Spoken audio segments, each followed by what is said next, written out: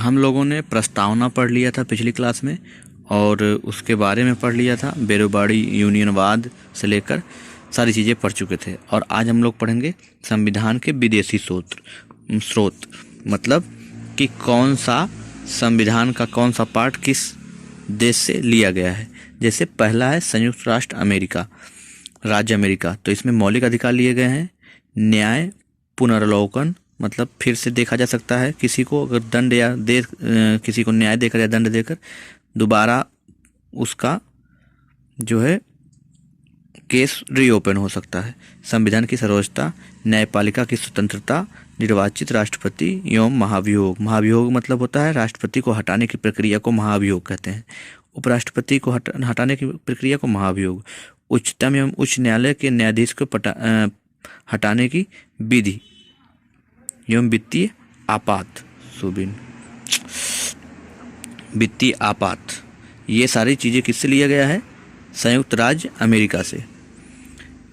अब है दूसरा ब्रिटेन से क्या लिया गया है? संस्थात्मक प्रणाली, कैसे शासन किया जाएगा।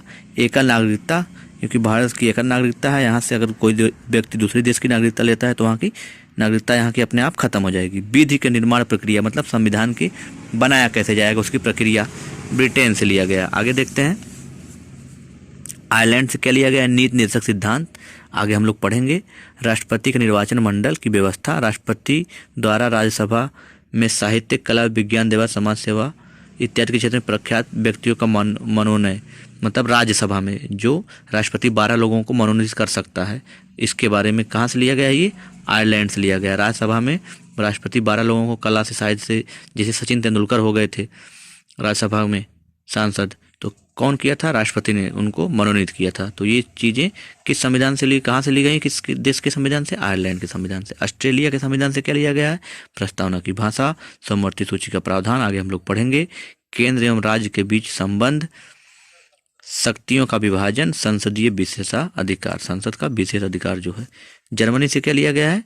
आपातकाल के दौरान राष्ट्रपति के मौलिक अधिकारों के संबंध में शक्तियाँ, मतलब आपातकाल के दौरान अगर आपातकाल की स्थिति आ गई भारत में, इमरजेंसी सेवा जैसे इंदिरा गांधी ने दिया था, या किसी देश ने युद्ध भारत पर आक्रमण कर दिया, तो ऐसी स्थिति में राष्ट्रपति आपातकाल लगा देगा और अधिकार जो होंगे मौलिक अधिकार वो खत्म भी हो सकते हैं, हो भी जाते हैं। जब इंदिरा गांधी ने आपातकाल लगाया था तो उस समय नागरिकों के मौलिक अधिकार खत्म हो गए थे, बोलने की स्वतंत्रता, कुछ भी करने की स्वतंत्रता खत्म हो जाती है। जर्मनी से लिया गया है ये। कनाडा से क्या लिया गया है? संघात्मक विशेषताएं, अवशिष्ट शक्तियों केंद्र के पास, राज्यपाल की नियुक्ति विषयक प्रक्रिया, जो राज्यपाल की नियुक्ति के बारे में जो प्रक्रिया है कनाडा के संविधान से लिया गया है। संघ एवं राज्य के बीच विभाजन की शक्तियाँ, सब कनाडा के से लिया गया है। और उसके बाद 7वां आता है दक्षिण अफ्रीका। दक्षिण अफ्रीका से संविधान संशोधन की प्रक्रिया का प्रावधान। संविधान संशोधन की प्रक्रिया कैसे होगी, इसका प्रावधान कहाँ से लिया गया है? अफ्रीका से, साउथ अफ्रीका से। रूस से मौलिक कर्तव्य का प्रावधान, हमारे मौलिक कर्तव्य क्या है वो, जैसे देश का सम्मान करना, राष्ट्रीय ध्वज का सम्मान करना, ये सारी चीज़ें। जापान से विधि स्थापित प्रक्रिया, जापान से क्या लिया गया? संविधान बनाने के स्थापित करने की प्रक्रिया। नोट में क्या है?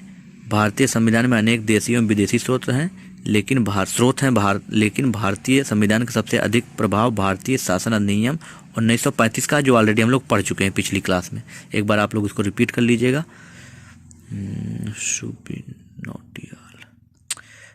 भारतीय संविधान 356 अनुच्छेद के में से लगभग 395 अनुच्छेद में से लगभग 250 अनुच्छेद ऐसे हैं जो 935 अधिनियम के शब्द ले लिए गए हैं, या फिर बहुत थोड़ा सा परिवर्तन के साथ लिया गया है। 335 आप लोग को पढ़ाएं, एक बार देखिएगा तो आपको और चीज़ें समझ में आएगी। अब आ गई भारतीय संविधान की अनुसूची, बहुत इंपॉर्टेंट है।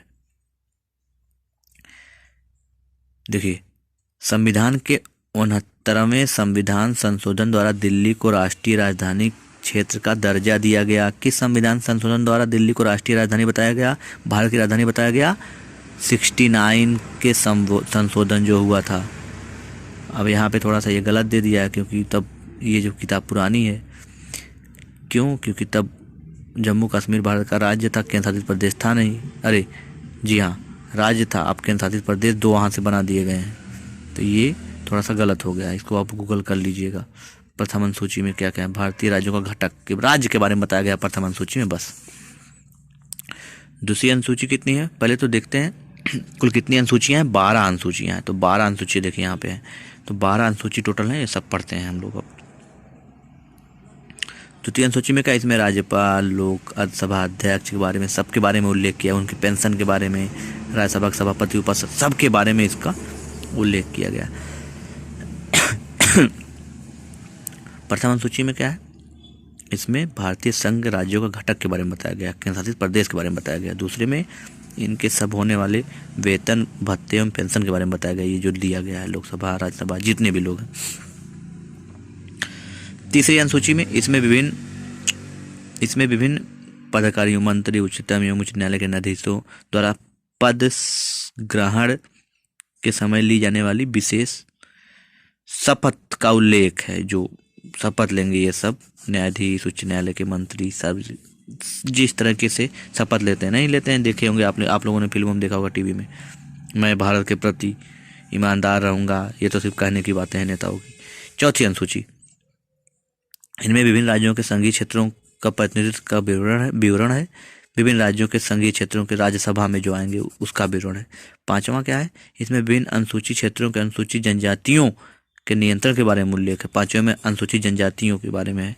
अनुसूचित जनजाति क्या होते हैं, जो एससी नहीं एसटी जो जंगलों में होते हैं, वो एससी से भी निम्न जातियां हैं, जो एससी एसटी की बात कर रहा है, किसमें, पांचवें में। छठी में क्या है, छठी में इसमें असम, मेघालय, त्रिपुरा, मिजोरम राज्यों के जनजाति क्षेत्रों के बारे में प्रावधान है। जनजाति फिर समझते हैं, एससी नहीं एसटी। सातवीं अनुसूची, इनमें केंद्र सरकार राज्यों के बीच शक्तियों के बारे में बंटवारे की बात की गई है। इसी अनुसूची में सरकार द्वारा उल्लेख एवं शुल्क एवं कर लगाने का उल्लेख, मतलब टैक्स ले सकता है भारत सरकार, किससे ले सकता है, ये सब किसमें बारे में, सातवीं अनुसूची में। इसके अंतर्गत 3 सूचियाँ हैं, संघ सूची, राज्य सूची और समवर्ती सूची। बहुत इंपॉर्टेंट है ये सब। संघ सूची क्या है, संघ सूची में कुल 100 विषय हैं। इसमें केंद्र सरकार नियम बनाती है, संविधान लागू होने तक इसमें 97 विषय थे, अब 100 हो गए हैं। राज्य सूची क्या है, इस सूची में दिए गए विषय में राज्य सरकार कानून बनाता है, नाम से ही पता चल रहा है राज्य सूची। संघ मतलब यहाँ से केंद्र सरकार बना रही है। राष्ट्रीय हित के संविधान हेतु संबंधित होने के केंद्र सरकार भी कानून बना सकती है अगर जरूरत पड़ी तो। संविधान के लागू होने के समय इसके केवल 66 विषय थे, अब 61 हो गए, 5 खत्म कर दिए गए हैं। समवर्ती सूची बहुत इंपॉर्टेंट है। इसके अंतर्गत दिए गए विषय पर केंद्र एवं राज्य सरकार दोनों कानून बनाती हैं, परंतु कानून के विषय में समान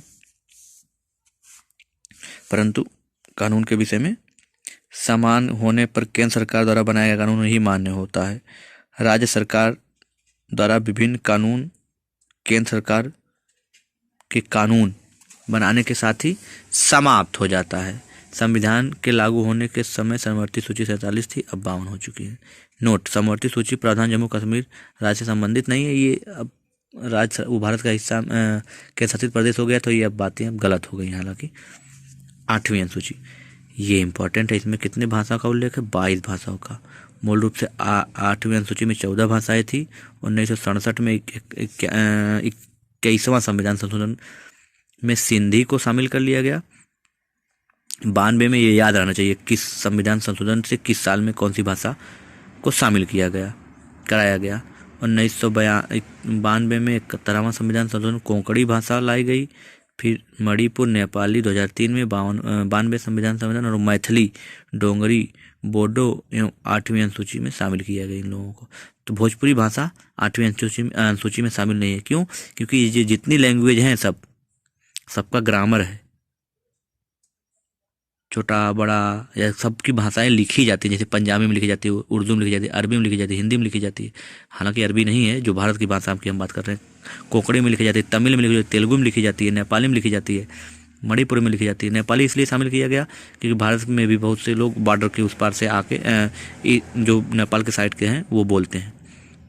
भोजपुरी का कोई ग्रामर नहीं है, इसलिए भोजपुरी 8वीं अनुसूची में शामिल नहीं है। 9वीं अनुसूची में संविधान प्रथम संशोधन अधिनियम 1951 के तहत जोड़ी गई। इसके अंतर्गत राज्य द्वारा संपत्ति अधिग्रहण का उल्लेख है, मतलब राज्य किसी का संपत्ति लेता है किसी काम के लिए तो उसके है। इन अनुसूची सम्मिलित विषयों को न्यायालय में चुनौती नहीं दी जा सकती। वर्तमान में इस अनुसूची अधिनियम 284 अधिनियम है। इतना आप लोग याद कर लीजिएगा, नोट्स जरूर बना लीजिएगा और सारी चीज़ें याद होनी चाहिए, पिछली क्लास का प्रैक्टिस होना चाहिए। और जो चीज़ें समझ में ना आए आप कमेंट जरूर करिए। और आगे 10वीं अनुसूची से पढ़ते हैं। धन्यवाद।